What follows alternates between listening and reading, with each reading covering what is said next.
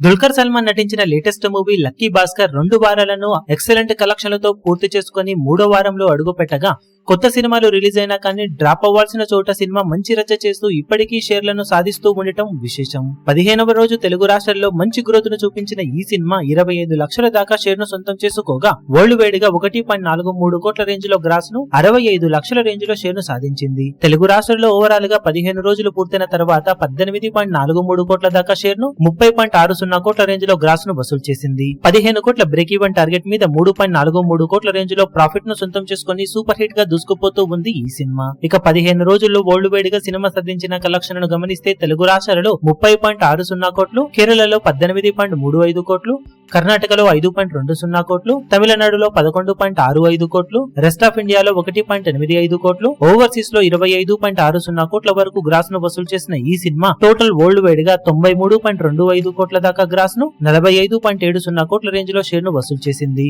28 కోట్ల break even target మీద cinema ఏకంగా 17.70 కోట్ల రేంజ్ లో ప్రాఫిట్ ను అందుకుని బ్లాక్ బస్టర్ గా నిలవగా కొత్త సినిమాలకు 2 కూడా నెగటివ్ టాక్ ని సొంతం చేసుకోవడంతో వీకెండ్ తో పాటు వర్కింగ్ డేస్ లో మరోసారి ఈ సినిమా జోరు కొనసాగించే అవకాశం ఎంతైనా ఉంది. వీకెండ్ లో కొంచెం జోరును చూపించిన బాక్సాఫీస్ దగ్గర 100 కోట్ల గ్రాస్ మార్కును అతి త్వరలోనే అందుకునే అవకాశం సినిమాకు పుష్కలంగా ఉందని చెప్పాలి. ఇప్పుడు ఈ వీడియో మీకు నచ్చినట్లయితే లైక్ చేయండి, షేర్ చేయండి, ఛానల్ ను సబ్స్క్రైబ్ చేయడం మాత్రం మరవకండి. ఏ చిన్న అప్డేట్ ను మిస్ అవ్వకూడదు అనుకుంటే బెల్ ఐకాన్ ను ప్రెస్ చేయండి.